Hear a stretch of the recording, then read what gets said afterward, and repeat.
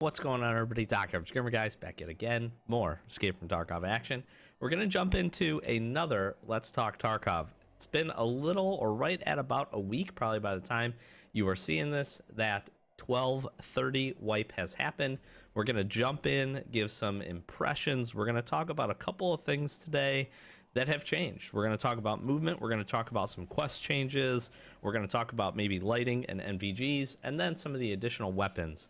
As you can see, I am not on your screen. I do apologize if you tuned in. We streamed pretty much all last week for the most part. If you tuned into any of the streams, you know I've been fighting some kind of like sinus thing. So I am on my way to getting better and hopefully won't have too many cuts for coughing during the course of this.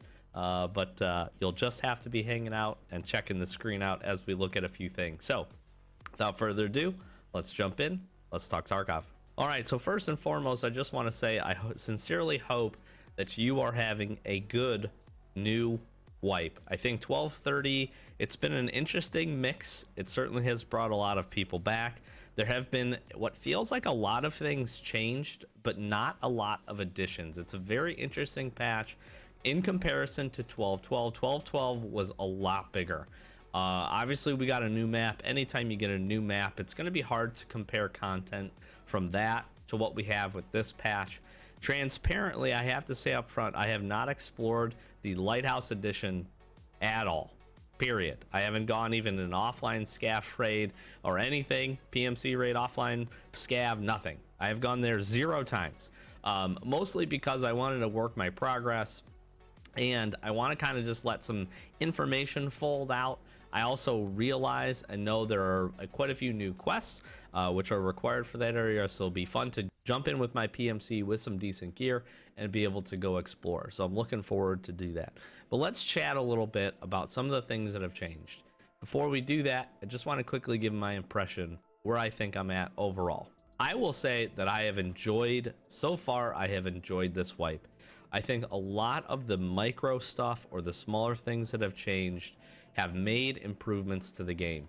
We've seen some quality of life things. We've seen some quest revisions get done. We've seen some new additions for some gear I'm really excited to check out. Have not yet fought the new scav bosses, Big Pipe Knight and Bird Eye, but looking forward to that interaction and how dynamic they are moving from map to map. I like the patch, I guess is what I'm going to say. I like the wipe. I'm excited. I'm excited to be able to jump back in and be able to have, again, a fresh look at the game. That's just going to be my baseline thoughts. There are still definitely things that need to change.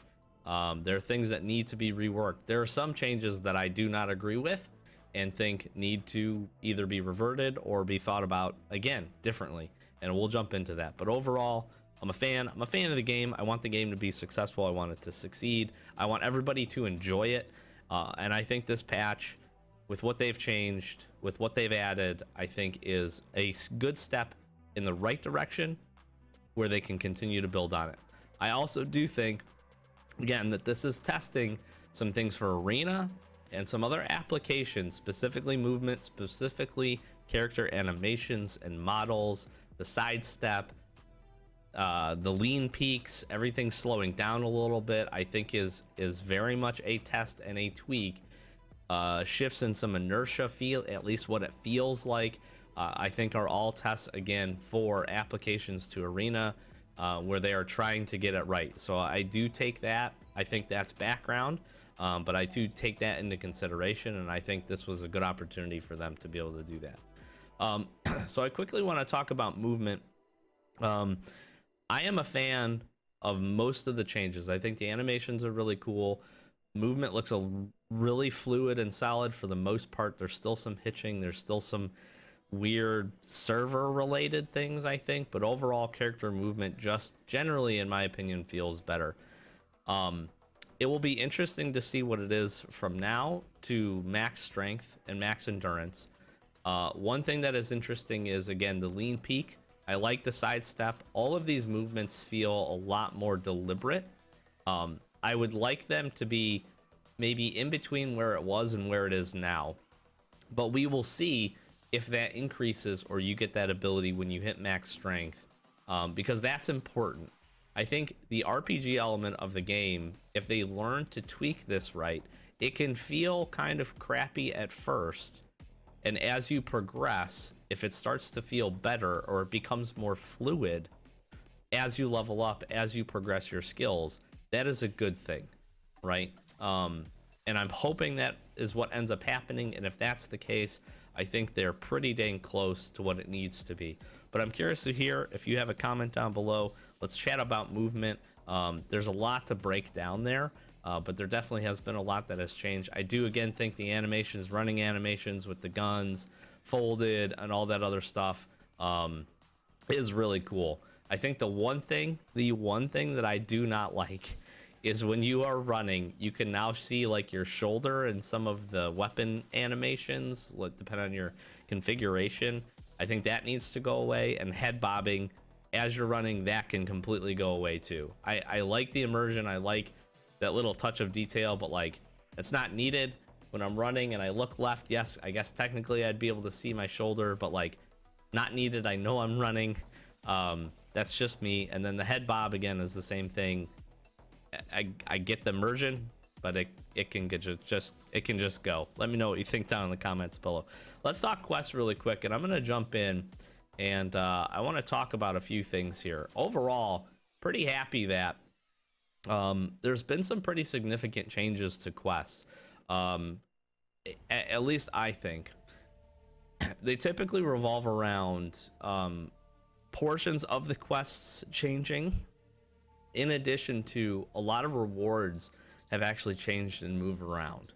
The good part is, if you're not familiar, and I think this was a really solid change, recognizing that if they apply this same logic to a lot of the quests in the game going forward, I have a high amount of confidence that this can turn into a really good quest system. Debut. This used to be, if you're not familiar, this used to be eliminate scavs on customs, right? And that wasn't necessarily frustrating. This isn't overall a hard quest at all. The difference ends up being is it made customs the first map that everybody went to, because you need to get through debut in order to get the rest of these quests checking and all the rest of this stuff opened up. And it forced you to go into customs, and then invariably, with everybody trying to kill 5 scavs, invariably you're going to get that PvP action. You're going to have these really terrible early wipe fights, which are actually a ton of fun. But it made customs a really, really frustrating place to go, especially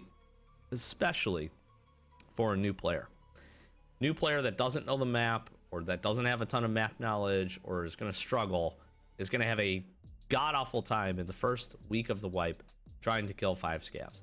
This is a huge change that doesn't change the quest difficulty at all. It doesn't change the parameters of the quest. It simply gives you a little bit more freedom to get this done, because it changed it from customs to anywhere in Tarkov. So you can go into a map, you could kill 2 scavs on woods, you could kill 2 more on interchange, you could kill 1 on factory. As long as you grab your shotguns from Jaeger, you're good to go. That is awesome. In my opinion, that was very, very smart. And I get the idea of pushing people to certain maps. I'm okay with that. That's okay. I think that's good for the player base, especially for newer players. Force the function for them to have to go to maps and learn them and figure out where these things are and get a feel for the map. Because again, if you have experience with Tarkov, you know that outside of FPS mechanics and movement and understanding all of that, map knowledge is probably the biggest thing that will be helpful to you in your survivability in Tarkov. So I'm okay with that. It's just early game quests should be open, should give you some options, and debut was a giant step in the right direction. What's also interesting is quest rewards, and there are quite a few. Not going to go over all the changes with everything, but I did want to talk about 1 or 2 here. And this one was actually very interesting for me. So this is a multi-quest line turn-in. This is Chemical Part 4. You have to mark the chemical container on customs and basically leave the area. It's a very simple quest, very easy. You have options to turn it into Prepor, Therapist, and Skier. Previously, they vary in the amount of experience and rubles, as well as obviously who you gain with, and obviously the penalties for failure if you You can only turn it into one, so the other two you're going to lose rep for. That all stayed the same. These changes, again, Skier gives you more money, or Purport gives you more money than one or the other. They give you a varying level of amount of experience. And again, I think they all reward you around this same amount of rep, but it's obviously per that specific trader. What's interesting is this quest reward actually changed. It went from a meds case, which it had been in the past, to an injector case. I don't necessarily dislike that change. The difference ends up being is I think with how quickly you can get through this quest and how beneficial some of these items are, a meds case in the early game is extremely important. It's great for storage space, especially for non-EOD or anything other than a standard account. It's really important to be able to reward things like that really don't have a huge impact on the game, except for just ease of use. It's a quality of life thing to be able to have stash space and to do those certain things. I think that's an interesting change. I'm not hugely appreciative of this turning into an injector case. It's a cool reward, but not useful in my opinion in the early game when you can get it. There's a few other quests later on down the line, and I actually think I have one open now, if I'm not mistaken, that actually rewards me. Yeah, Healthcare Privacy Part 5 rewards me with a meds case. I'd like to see these two, in my opinion, changed. Just from the perspective that this is less valuable to me now, and an injector case would actually be pretty interesting. So there are other quest rewards and changes. I have seen that Punisher Part 5 now no longer opens up BP ammo, 7.62 by 39 BP ammo. Instead, that is opened up after Grenadier. So tweaking of the rewards is fine, as long as there's some methodology and thinking behind, to a certain extent, what's going to be useful and what's not impactful to the player base in raid. And again, anything that rewards a case or any kind of stash management item, again, should be somewhat of a difficult task in order to complete, I think personally. However, they should also think about when that stuff opens up. Now, I will tell you, with this task right here, I ended up turning it into Purport actually, because he gives 2 ammo cases. Those 2 ammo cases, in my opinion, are extremely more valuable than this injector case, and then Skier gives you a grenades case, which I think, again, you can choose whichever one you want, but personally I think 2 ammo cases in the relatively early game is a pretty good reward. I'd also like to think about, as we look at further quest changes, and we've seen some additional things. I have seen that let's go to maybe an infamous one, which I think is the other one that I wanted to spend a little bit of time talking about, just Shooter Born in Heaven. So the background on this is, this previous wipes that I've experienced has always been 100 meters. I believe it was a wipe or two before I started playing this. It actually used to be 125 meters. Interchange actually used to be on this list as well, and it was pulled off and it was replaced. Here's the thing. This is now back up to 125 meters. We now have the addition of Lighthouse. This quest progress chain actually did change. There is no quest behind this, which is really good. I think the rewards for getting this, again, we talk about having the option to make things easier, right? Especially easier to get into a raid and easier from a stash management standpoint. I don't think early game that should be a struggle, but as you get to the mid-tier game, that's not what it should be about. It shouldn't be about Tetris. It should be about accessibility, spending your money, being able to make some money, and then being able to buy the things that make sense for you. Arguably, you can open up the magazine case relatively early because you can get to Shooter Born in Heaven relatively early. The difficult part is, this is a difficult quest.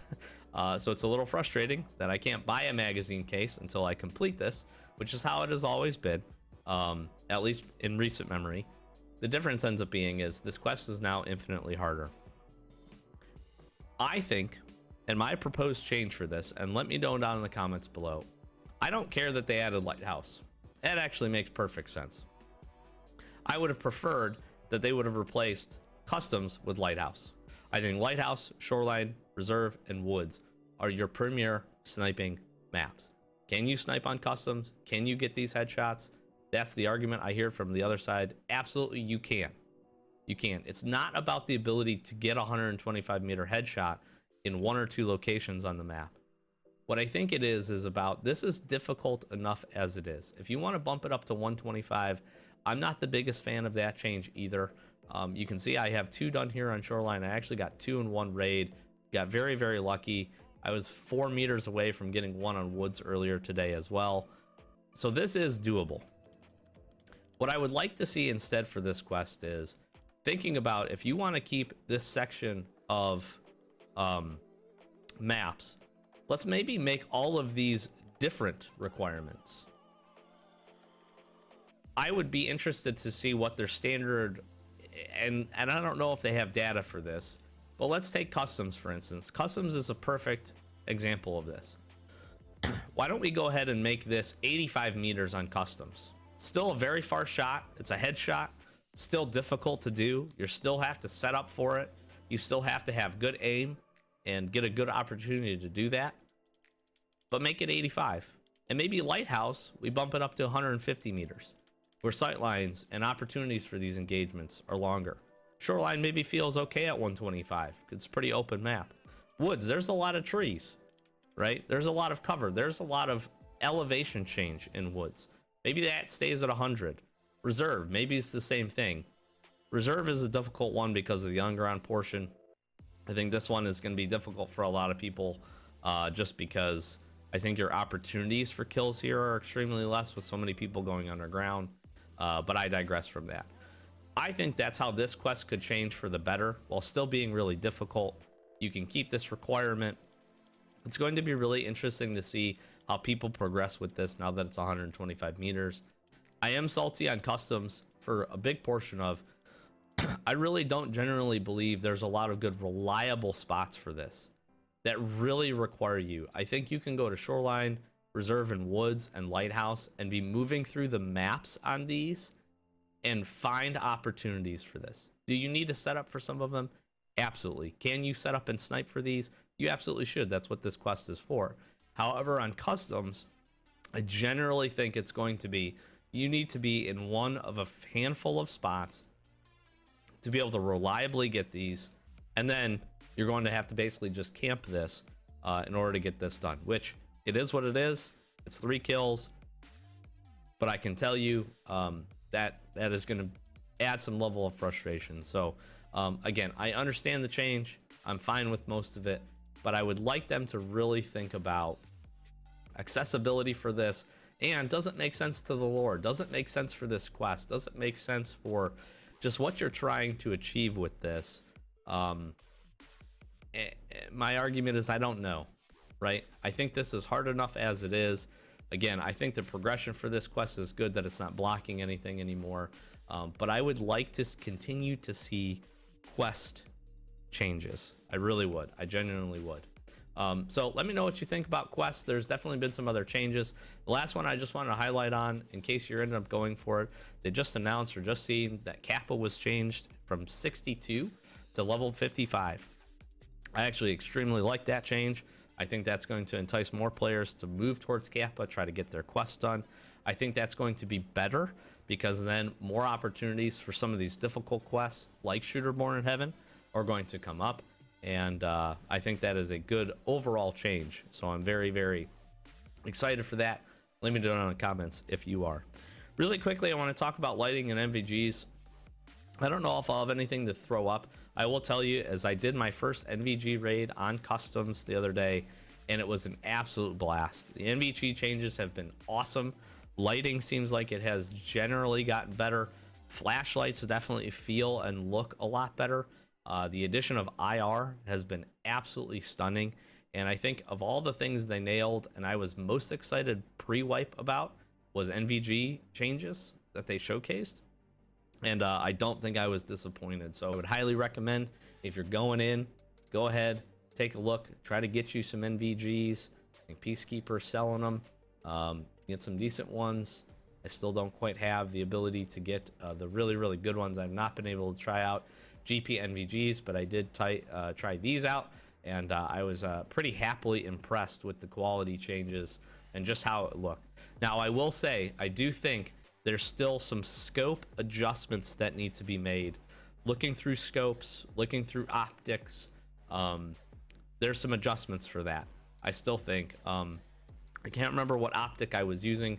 I think it was actually an Elcan Spectre, where I felt like it was just a little dark to use the optic, but I think a flashlight, especially an IR flashlight or IR laser, is going to be huge when you go into those raids, so please do consider that. And then lastly, I just want to spend a little bit of time talking about some additions. We spent some time on stream the other day taking a look at the G36, and I haven't had the chance to mod this out, but this is the G36C. This is one of the options that you get at Peacekeeper level 3, comparative to the normal G36 or G36E or E2.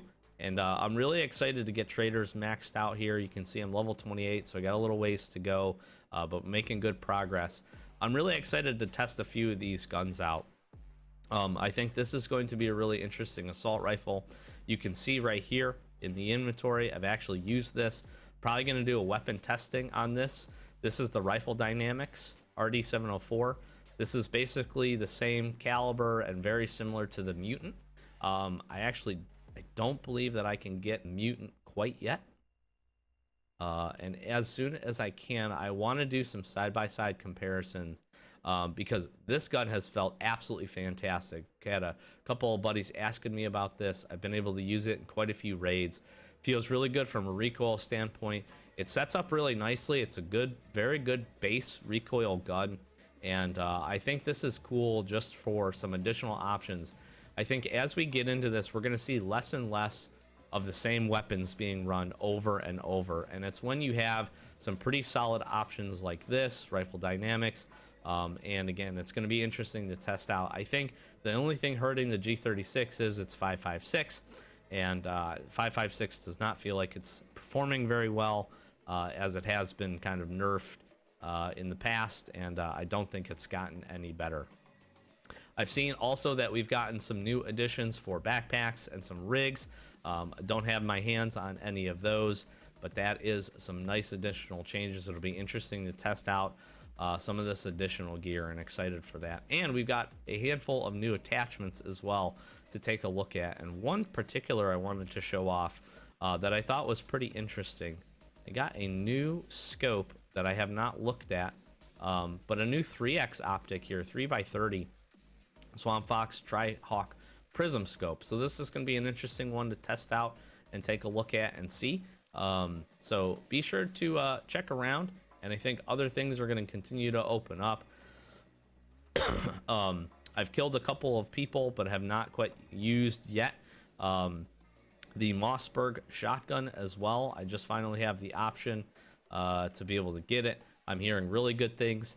This has an extended mag that I believe goes to 11 rounds, which is pretty freaking insane. Yes, the 11 round magazine here for the Benelli. So this is going to be an interesting shotgun. I have a feeling you're going to be seeing this bad boy quite a bit often out there, and that's cool. That's really cool. The other thing is, and you've probably seen this, I am very excited to give this guy a run. This is the SV98 super modded out futuristic edition, and the thing looks absolutely amazing, and I'm very excited also to see what additional cool barter weapons that we get put together for us. I don't know if I realized this, but I believe it's maybe Skier, if I'm not mistaken, as a tactical version of the Chippa Rhino, with some upgraded sights and a little bit of an XC1 on the bottom of it. So I'm excited to see what else they've done. I do a barter only weapon series, so I'm really excited to see what has been added in addition to all of those things. Last few things to chat about. Let me know what you think about key changes, going down to 40 and 10 on the good stuff. I'm okay with this for the most part. I think it's going to keep keys to be relatively relevant for the most part, but we'll end up being able to see. I will tell you that they made some adjustments to the flea market, and thank God they did that, because keys and certain things that have typically before not been purchasable are now purchasable. Things like this, Emercom key, and a few others. There's still some that you can't end up getting, but I will tell you, I was able to buy an RBST key the other day for like 500,000 rubles, which I was very excited about. And it seems like people are wising up a little bit now that they're not getting completely extorted to be able to put their things on the flea market.